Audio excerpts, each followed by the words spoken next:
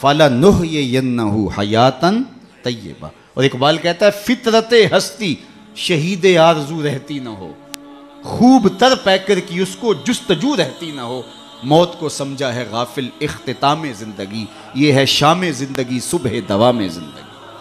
فَلَنُحْيِيَنَّهُ حَيَاتًا طَيِّبَةً کا روپ ظاہر ہوا۔ ہاں مرنے کے بعد باتیں کر رہا ہوں۔ لوگوں نے کہا بتا تیرے رب نے تیرے ساتھ سلوک کیا کیا؟ تو ربی بن حراج جو فوت ہو گئے وہ بول کے کہہ رہے استقبلنی ربی غیر غضبان واستقبلنی بروح و ریحان۔ اس کے قدرت والے چہرے پہ کوئی غصہ نہیں تھا، اس نے روح و ریحان کے پھول میرے گلے میں ڈالے۔ لوگوں نے باتیں پوچھنا شروع کر دیں، شکر ہے کوئی مرنے والا بول پڑا، کوئی ادھر کی بات کر رہا ہے، کوئی ادھر کی بات پوچھ رہا ہے۔ جب سلسلہ کلام طول پکڑنے لگا تو ربی بن حراش لکھتے ہیں، ربی بن حراش کہتے ہیں کہ اجلوا بی ولا تؤخروا بی لأن ابا القاسم ينتظر علی الصلاۃ۔ دیر نہ کرو، مجھے جلدی قبرستان میں لے جاؤ، تم مجھے باتوں میں لگا رہے ہو، امام الانبیاء میرے جنازے کا انتظار کر رہے۔ اگر اپنی زندگی اس کی رضا کے مطابق گزارے گا تو تمہارا وہاں انتظار ہوگا۔ مرنے کا فرق ہے، ہر کوئی مرتا ہے، لیکن یہ مرنا جو یاد الہی میں اپنے آپ کو ڈبو دے، اور مرنے سے قبل جو مر جائے، موتو قبل ان تموتو، صوفیہ تو یہی کہتے ہیں نا کہ مرنے سے قبل مر جاؤ۔ تو جب مرنے سے ہی قبل مر جائے تو الجبرے کا قاعدہ ہے نا کہ نفی جب نفی سے ضرب کھاتی ہے تو جمع کی صورت میں جواب آتا ہے۔ تو جو پہلے ہی مرا ہوا تھا، اپنے آپ کو، اپنے نفس کو اس نے مار دیا، اپنی خواہشات کو ترک کر دیا، تو وہ موتو قبل ان تموتو کے زمرے میں تھا۔ تو پھر موت کو موت آئی تو نفی سے ٹکرائی تو حیات بن گئی، تو یہ حیات طیبہ کی صورت بن کے سامنے آئی اور ابری۔ اس لیے اللہ والے قبروں میں جا کر بھی جو ہے وہ ایک حیات طیبہ اور ایک زندگی، پاکیزہ زندگی کا نور پاتے ہیں، اور اللہ تعالیٰ ان کے ذریعے سے لوگوں کی فیض رسانی کا سامان کرتا ہے۔ ورنہ دنیا کے اوپر آ کے چلے گئے، آج ان کا نام و نشان بھی نہیں ہے۔ جن کے طوطی بولتے تھے، نقارے بجتے تھے، آل ساسان 3150 سال ایران پہ حکومت کرتے رہے، آج آل ساسان کا دنیا نام بھی نہیں جانتے۔ مشتاق نے کہا تھا مٹ گیا مشتاق دل سے رنگے یاد رفتگاں، پھول مہنگے ہو گئے قبریں پرانی ہو گئی۔ قبروں کے نشان بھی یاد نہیں ہوتے۔ پوتے کو لے کر کے دادا جاتا ہے، تمہارے پر دادا کی یہاں کر کے کہیں قبر ہوتی تھی، اور قبر بارش کے آثار مٹا چکے ہوتے ہیں، وہ ڈھونڈتا پھرتا ہے قبر کہاں تھی، نشان بھی باقی نہیں رہتے۔ لیکن جنہوں نے اپنی زندگیاں اللہ کے نام پہ گزاری ہوتی ہیں، دیکھیے ہزار سال بیت گئے، آج بھی ان کی قبر پہ چراغاں ہو رہا ہے۔ کیسی رونقیں اور کیسی تازگیاں اور کیسی فرحتیں۔ آپ لاہور جاتے ہیں نا تو راوی کے اس پار جہانگیر کا مقبرہ ہے، وہاں دن کو جائیں یا شام کو آپ کو حسرتیں برستی دکھائی دیں۔ اب ایک پارک بن گیا جس کے دم سے تھوڑی سی رونق ہے، لیکن احاطہ مزار پہ اگر آپ جائیں تو وہاں آپ کو قرآن پڑھنے والے لوگ موجود نہیں ملیں گے، تاش کھیلنے والی ٹولیاں بیٹھی نظر آئیں گی، وہاں آپ کو تازہ گلاب نہیں ملیں گے، وہاں آپ کو جانوروں کی بینٹیں پڑی ہوئی نظر آئیں گی۔ وہ مطلق العنان حکمران بر صغیر پاک و ہند کا آج حسرت نے برس۔ بالکل اس کے ساتھ ملکہ نور جہاں کا مقبرہ ہے۔ جب بادشاہ تخت پہ بیٹھتا تھا تو ملکہ پیچھے بیٹھتی تھی، اور بادشاہ کا فیصلہ اسے کوئی پسند نہیں ہوتا تو پیچھے سے کمر ٹھونکتی، بادشاہ فیصلہ تبدیل کر دیتا۔ جس کے اشارہ ابرو پر ہندوستان کی تقدیر کے فیصلے لکھے تھے، نیچے اندھیرے میں اس کی بھی قبر ہے، اور ان کی اپنی بیٹی زیب النساء کا شعر لوح مزار پہ کندہ ہے، بر مزار ماں غریباں نہ چراغے نہ گلے، نہ پرے پروانہ سوزت نہ صدائے بلبلے۔ ہم غریبوں کی قبر پہ نہ کوئی چراغ جلانے آئے گا، نہ کوئی پھول لے ڈالنے۔ آج غریب بنے ہیں، جو بر صغیر کی پوری راجدھانی کے مالک تھے آج غریب بنے۔ بر مزار ماں غریباں، یہ شہزادی کا شعر ہے، بر مزار ماں غریباں نہ چراغے نہ گلے، نہ پرے پروانہ سوزت نہ صدائے بلبلے۔ نہ بلبل گیت گانے آتا ہے اور نہ پروانہ پر جلانے آتا ہے۔ یہ میں بادشاہوں کی کہانی سنا رہا ہوں، یہ راوی کے اس پار کی کہانی ہے۔ اب راوی کا پل پار کر جائیں، ایک لوح مزار ادھر بھی ہے، یہاں تو لکھا ہے بر مزار ماں غریباں نہ چراغے نہ گلے، اور وہاں لکھا ہے گنج بخش فیض عالم مظہر نور خدا، نا کساں را پیر کامل کاملاں را رہنما۔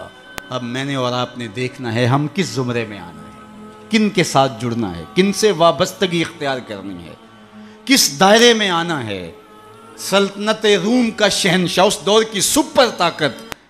لیکن اگر میں آپ سے پوچھوں جس زمانے میں میرے حضور آئے تھے، اس زمانے کے خاقان کا نام کیا ہے، تو آپ میں سے کوئی بتا سکتا ہے؟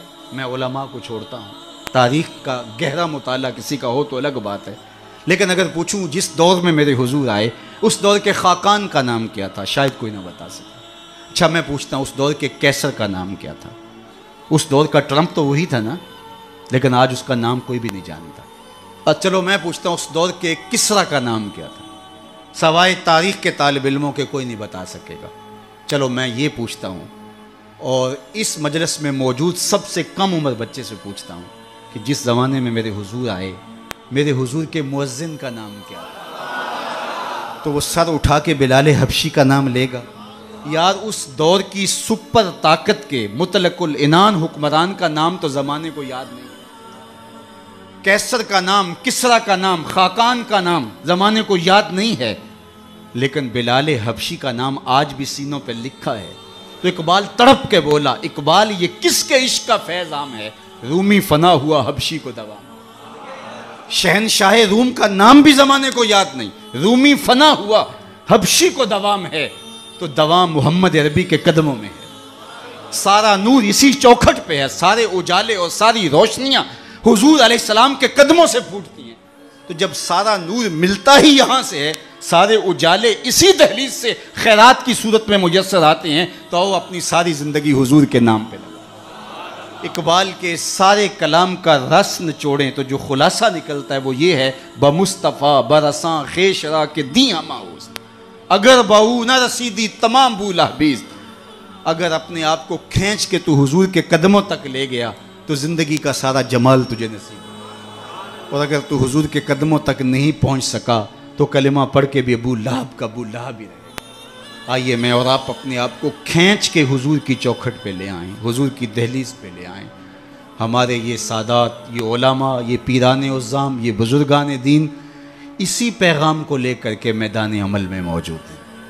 اپنی زندگیاں انہوں نے اسی لیے وقف کی ہیں کہ لوگوں کو حضور سے جوڑا جائے، حضور سے وابستگی، آقا کریم سے دل بستگی، حضور سے تعلق خاطر قلبی ربط پیدا ہو جائے، اور یہ جتنا مضبوط ہوگا زندگی اس قدر ہی جمال پرور ہوتی چلی جائے گی۔ اللہ جل شانہ اپنی خاص عنایات کا حظ وافر اس آستان نور پہ شامل فرمائے، اور ہمارے قبلہ شاہ صاحب زیدہ مجدہو کو، ان کے برادران کو، ان کے خاندان کے جملہ افراد کو والد گرامی کے سائے کے اٹھ جانے سے جو کمی پیدا ہوئی، واقعہ ہوئی، اللہ اس پر انہیں توفیق صبر دے۔ ویسے تو والدین کی روحانیت ہمیشہ اولاد کے سر پہ رہتی ہے، اور ان کی برکتیں ہمیشہ اولاد کو نصیب ہوتی ہیں، اور اولاد اگر صالح ہو تو ماں باپ کو ان کی برکتیں جو ہے وہ نصیب ہوتی ہیں۔ جو تین چیزیں چھوڑ کر جاتا ہے کوئی شخص، جو خاص طور پہ ایک حدیث میں آئی، اس میں وَوَلَدٌ صَالِحٌ يَدْعُو لَهُ، وہ اولاد ہے جو ماں باپ کے لیے دعائیں کرتی ہے۔ تو مجھے بتاؤ وہ والد کتنا خوش نصیب ہے جو اس مسجد کے قرب میں لیٹا ہوا ہے، کہ جن کی اولاد اور ان کے ماننے والے ان کے لیے دعاؤں کے سلسلے کو کبھی رکنے نہیں دیتے، اور کس قدر ان کے لیے محبتوں کی خوشبو اور پیار کی مہک ہے جو پھیلتی رہے گی، اور ان کی قبر میں ان کے اپنے جو ہے وہ لے جائے ہوئے اعمال اور قرآن کی محبت اور حضور سے نسبی نسبت وہ ان کے لیے کافی ہے۔ لیکن یہ اولاد کی طرف سے تحفہ روزانہ پھولوں کی شکل میں، گجروں کی صورت میں اور دعاؤں کی شکل میں جو ان کو پہنچتا رہے گا، تو وہ کتنے آسودہ ہوں گے، کتنے خوش ہوں گے، اور برزخ کے جہان کے اندر جو ہے وہ اپنے دوسرے لوگوں کو کس طرح فخر سے کہہ رہے ہوں گے کہ یہ آج تحفہ میری اولاد نے مجھے بھیجا، یہ صبح کو بھی بھیجا تھا، دوپہر کو بھی بھیجا ہے، شام کو بھی بھیجیں گے، اور وہ وہاں بانٹتے رہیں گے اور نور و نکھت پھیلاتے رہیں گے۔ اس طرح اپنی اولادوں کو نیکی کی اور صالحیت کی راہوں پہ لگاؤ کہ مرنے کے بعد تمہاری قبر میں بھی چراغاں، ورنہ ایسا نہ ہو کہ تمہاری اولاد تمہارا جنازہ بھی نہ پڑھ سکے۔ میں کتنے لوگوں کو جانتا ہوں جن کی اولاد نے اپنے ماں باپ کا جنازہ نہیں پڑھا۔ آپ کہیں گے یہ بہت بد قسمتی ہے، ہم نے تو نہیں سنا۔ ایسے لوگوں کو آپ بھی جانتے ہیں، یہ وہ لوگ ہیں جنہیں جنازہ آتا نہیں ہے، اور ساری زندگی لوگوں کے جنازوں میں رسماً کھڑے ہوتے ہیں، پھر ایک دن وہ رسم اپنے باپ اور اپنی ماں، اپنے بھائی، اپنی بیوی، اپنے بچوں کے لیے بھی ادا کرنا پڑتی ہے۔ اور مجھے بتاؤ وہ شخص کتنا بدبخت ہوگا کہ جو اپنے باپ یا اپنی ماں کے جنازے پہ کھڑا اور جنازہ نہیں پڑھ پاتا، رسماً کھڑا ہے دکھلاوے کے لیے، اور وہ کتنا خوش نصیب